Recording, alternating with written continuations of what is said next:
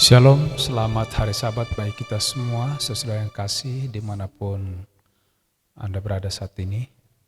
Kita patut bersyukur kepada Tuhan pada Sabat ini, oleh karena kasih-Nya kita kembali boleh beribadah dan menyucikan Sabat-Nya. Sebagai rangkuman sekolah Sabat untuk satu minggu yang barusan saja berlalu, yaitu tentang bagaimana cara Tuhan memandang dan juga pandangan Alkitab terhadap firman yang kita miliki saat ini. Namun sebelumnya kita mau berdoa sejenak.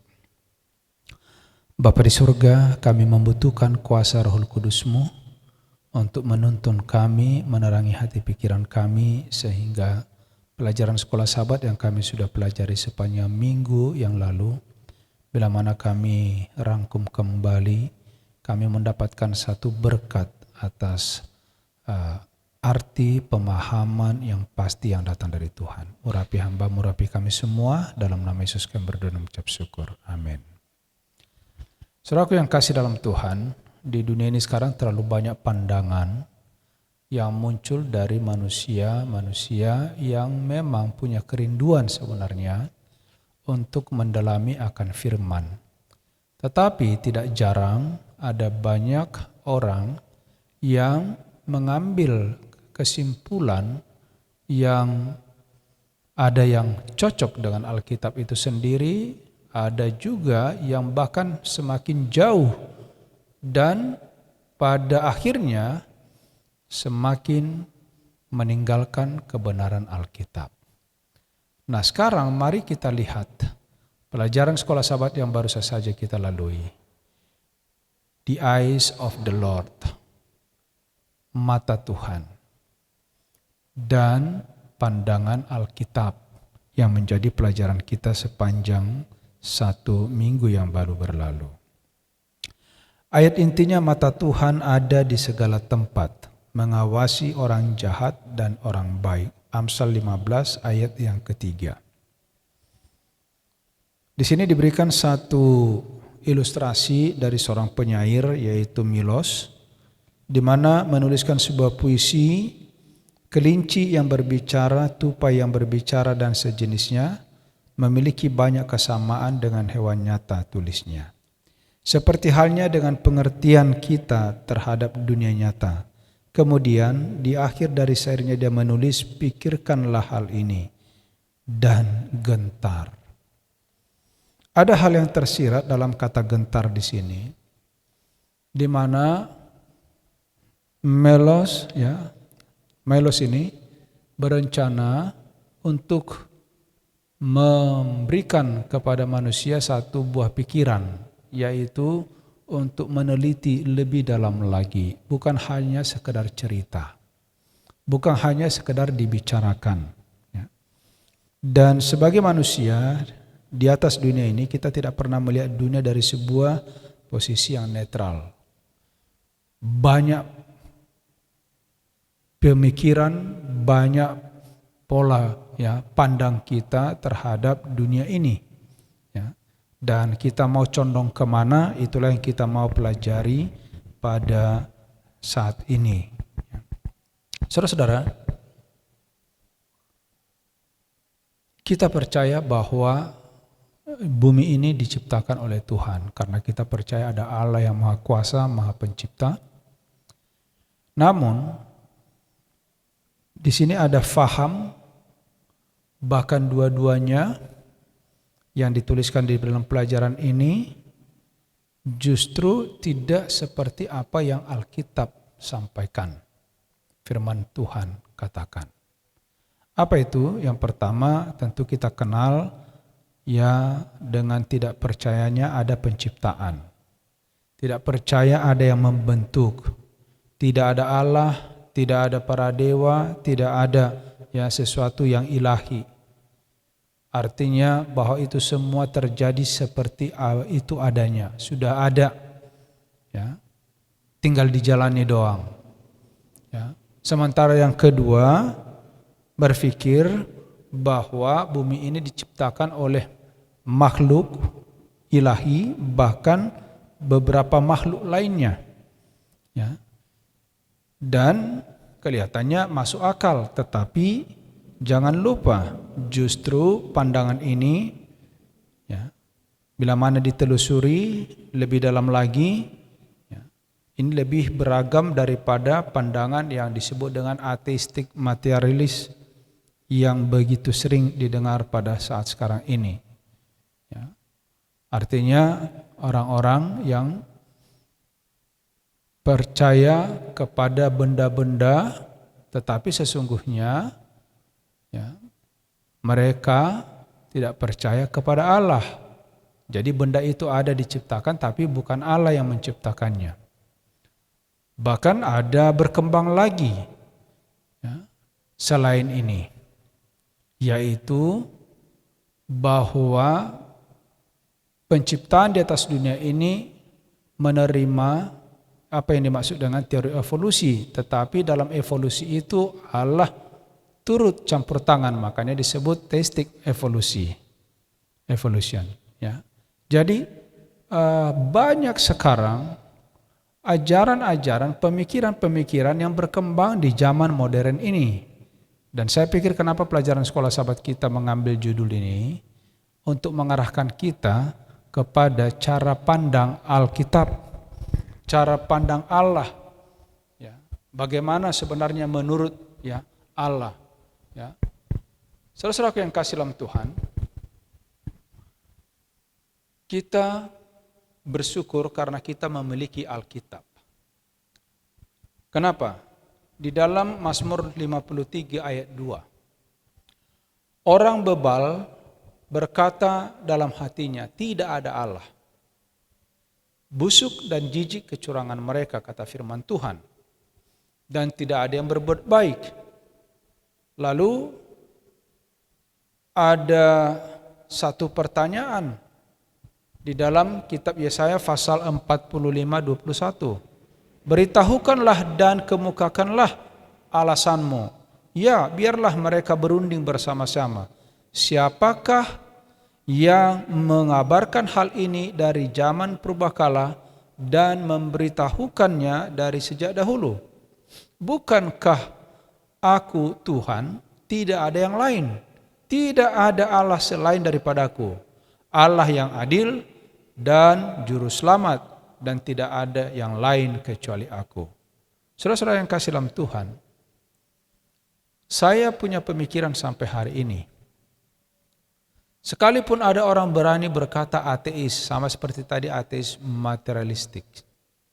materialistis ya, penganut ya materialis yang mengaku ada yang menciptakan. Saudaraku yang kasih dalam Tuhan, ini penting bagi kita.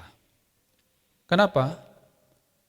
Ternyata lebih cenderung makhluk yang ada di dunia ini merasakan adanya kuasa yang lain yang lebih berkuasa daripada dirinya.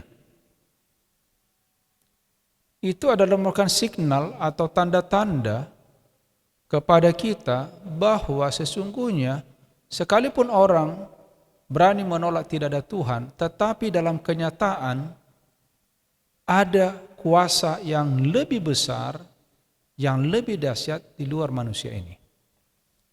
Tentu itu kalau ditelusuri, makanya tadi seperti ya apa yang Milos katakan tadi, ya gentar. Artinya supaya kita ini ya ada pemikiran untuk mencari tahu, berhati-hati, jangan sembarangan mengambil kesimpulan, ya. Sehingga pandangan yang lain muncul, yaitu yang disebut dengan pertanyaan dari Leibniz, ya. Dia katakan, mengapa ada sesuatu gantinya tidak ada apa-apa?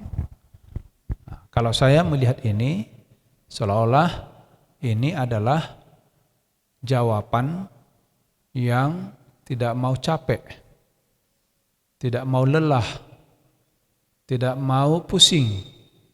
Kenapa? Ya kalau memang tadinya ini jadi bahan perbincangan semua, ngapain ada gitu loh. Kalau ini semua diragukan, ngapain ada? Atau sebaliknya, ya, dia sedang menekankan kepada kita, tidak mungkin ini terjadi kalau tidak ada tujuannya, tidak ada maksudnya, dan tidak ada penciptanya. Nah, apa yang diingatkan kepada kita melalui hal ini? Sekali lagi, bumi ini buatan tangan Allah. Segala yang terjadi di dunia ini tidak menyembunyikan. Sesungguhnya ada yang menciptakan. Ada sumbernya. Dan alam ini berbicara kepada kita, kepada hati kita. Pada saat kita memandang, pada saat kita merasa, pada saat kita meraba, kita bisa melihat kemuliaan yang begitu luar biasa dari pencipta kita. Saudara-saudaraku yang kasih dalam Tuhan, doktrin penciptaan adalah merupakan dasar bagi setiap pendidikan Kristen. Kenapa? Kalau orang tidak percaya bahwa bumi ini diciptakan oleh satu oknum ilahi, maka sudah pasti orang itu tidak percaya kepada Allah. Orang itu tidak mau pusing dengan namanya Allah pencipta. Sementara Allah pencipta itu adalah Allah sumber segala sesuatu. Allah pemelihara. Allah yang mengasihi. Allah yang mengampuni orang yang sudah jatuh dalam dosa. Allah yang menyelamatkan orang berdosa. Jadi kalau orang tidak percaya kepada penciptaan, semua yang lain tadi yang saya sebutkan itu juga nggak percaya. Jadi ini kenapa penting sekali di dalam pendidikan Kristen, masalah penciptaan itu harus jelas. Bagi anak-anak kita, bagi gereja kita. Sebab dengan penciptaan itulah kita dapat melihat siapa sosok, siapakah Allah, siapakah Dia yang disembah, yang harus dimuliakan, ditinggikan dalam hidup ini. Saudara yang kasih dalam Tuhan, inti dari setiap pendidikan Kristen adalah realitas. Artinya itu semua harus nyata. Bukan hanya tentang Allah, tetapi Allah seperti apa Dia? Pribadi Allah yang bagaimana? Saudara-saudara yang kasih dalam Tuhan, saudara, inilah pekabaran penting sekarang ini di zaman sekarang. Kenapa? Karena banyak orang sekarang ini tidak peduli dengan Tuhan. Lebih peduli dengan kebutuhannya saja. Lebih banyak berpikir kepada selera daripada hawa nafsu. Gantinya berpikir ini siapa yang kasih, siapa yang memberi. Saudara-saudara yang kasih dalam Tuhan, Allah kita adalah Allah yang penuh mujizat. Allah kita ini meskipun menggunakan hukum-hukum alam, tetapi tidak terikat pada hukum itu, karena Dia dapat melampaui hukum-hukum tersebut jika Ia mau menghendakinya. Jadi Allah kita itu justru pembuat hukum, pembuat peraturan. Dia di atas segalanya. Dia tidak diatur, tetapi Dia adalah Allah yang mengatur dunia ini. Saudaraku yang kasih dalam Tuhan, saya pikir kita sebagai anak-anak Tuhan jangan sampai meragukan Allah yang ajaib itu. Jangan sampai kita meremehkannya, bahkan tidak peduli terhadap kuasanya. Jangan. Karena saya melihat tidak satu oknum pun, tidak satu insan di dunia ini yang bisa luput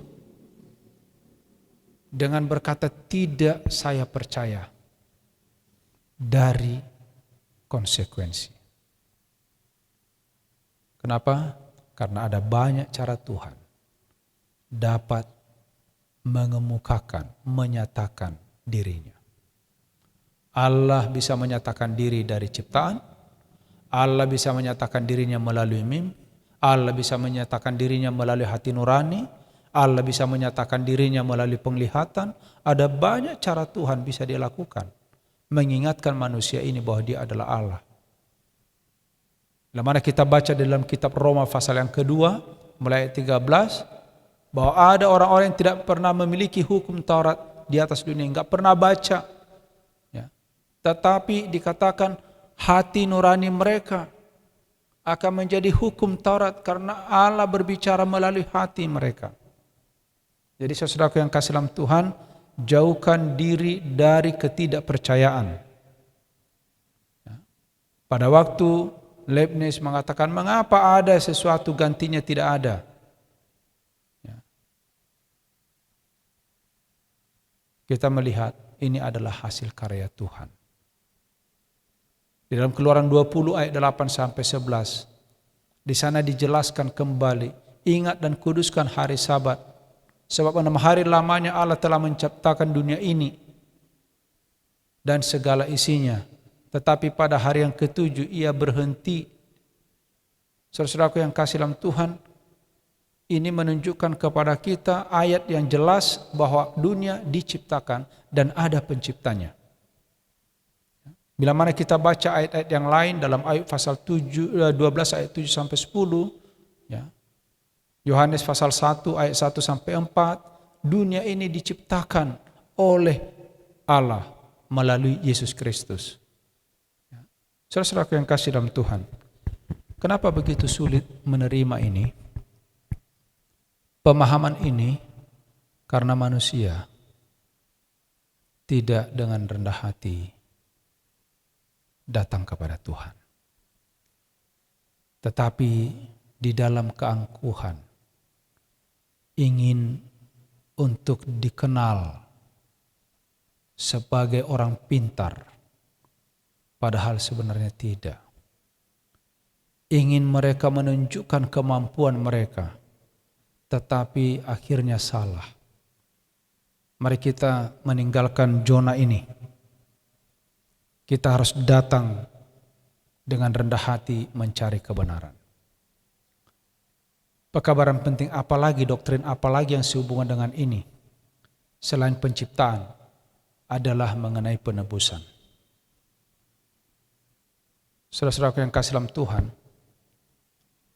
kalau orang gagal, manusia gagal percaya kepada penciptaan, sudah tentu berita penebusan pun tidak akan berarti baginya.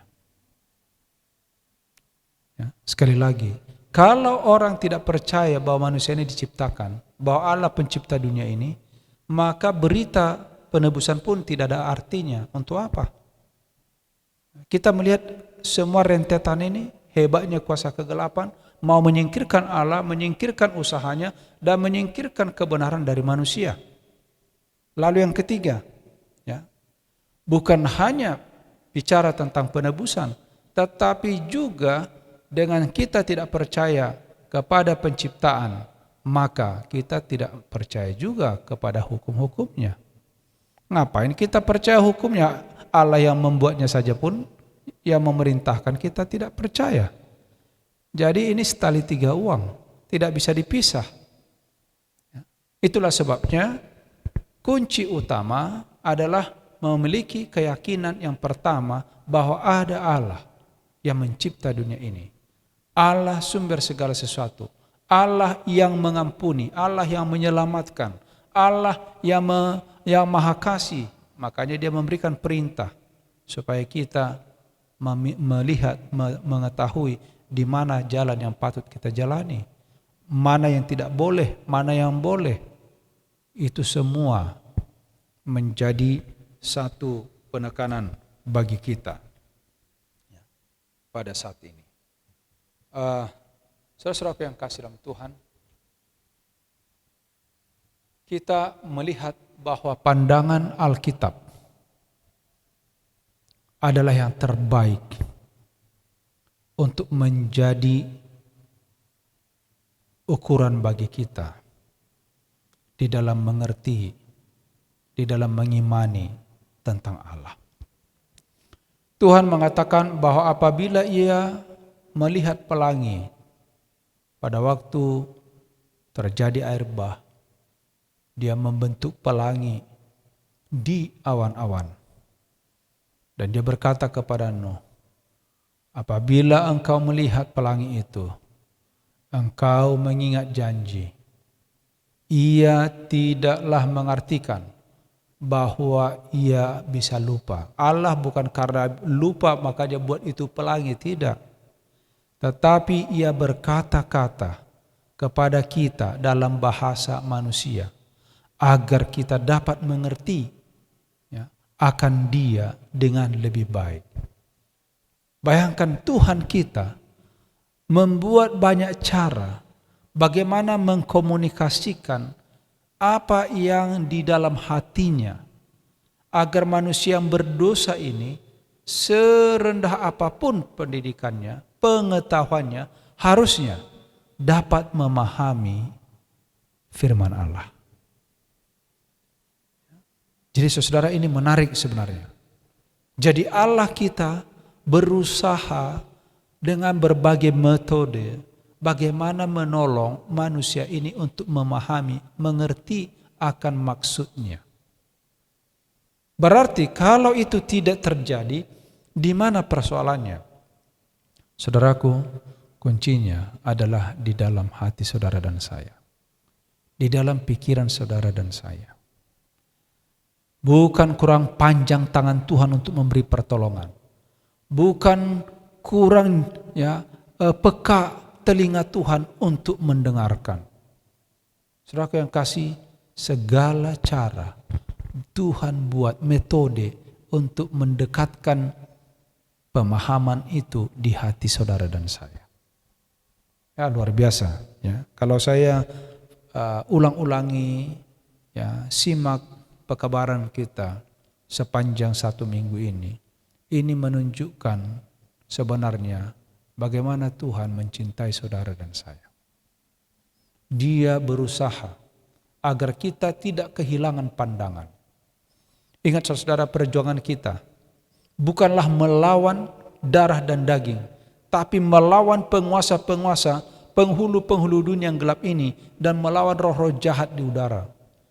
Perjuangan kita bukan permainan semata, tidak. Ini dibutuhkan kuasa yang besar. Dan ingat, Yesus sendiri waktu di dunia ini tidak pernah memutuskan hubungannya dengan sorga. Setiap hari Yesus menyerahkan diri, Yesus berdoa walaupun dia adalah anak Allah. Saudara yang kasih dalam Tuhan, kita harus mengetahui, menyadari siapa kita. Kita adalah manusia biasa. Kalau Yesus sendiri yang tidak berdosa itu, bahkan sudah mengetahui misinya ke dunia ini, dia harus berkomunikasi dengan Bapa. Dia harus bergantung kepada kuasa sorga. Saudara, mari kita lakukan hal yang sama. Kalau kita mau menang. Ya, kalau tidak, kita akan habis. Ya. Pada pelajaran ini, saya rindu. Mari kita membuat satu perubahan. Itulah sebabnya di dalam kitab Markus 12 ayat 30. Kasihilah Tuhan Allahmu dengan segenap hatimu, dengan segenap jiwamu, dengan segenap kekuatanmu. Dan dalam Wahyu 14 ayat 12 katakan, yang penting di sini ialah ketekunan orang-orang kudus yang menuruti perintah Allah dan iman kepada Yesus. Jadi jangan pernah ragu janji Tuhan. Kesimpulan dalam pelajaran sekolah sahabat kita ini, Allah adalah pencipta kita. Allah adalah yang telah menyediakan penebusan bagi kita melalui Yesus. Allah adalah yang maha kasih, yang telah memberikan kepada kita firman, khususnya 10 hukum itu, untuk menjadi standar tabiat kita. Semoga dalam pelajaran sekolah sahabat ini, kita tidak pernah ragu lagi kepada Allah kita, tapi harusnya kita bersyukur karena Dia menyelamatkan kita dari dunia yang berdosa ini. Tuhan memberkati saudara dan saya. Kita bersatu dalam doa. Bapa Surgawi, kami bersyukur karena kami memiliki Allah yang luar biasa dan yang sudah memberikan kepada kami satu sarana untuk dapat memahami Allah itu dengan baik melalui ciptaan, melalui firman yang kami sudah miliki. Tolong kami Tuhan agar kami tetap setia. Urapi kami, ampuni kami. Pimpin kami sepanjang sabat ini bahkan untuk seterusnya. Urapi kami dengan kuasa-Mu berlipat ganda. Di dalam nama Yesus kami berdoa dan mengucap syukur. Amin.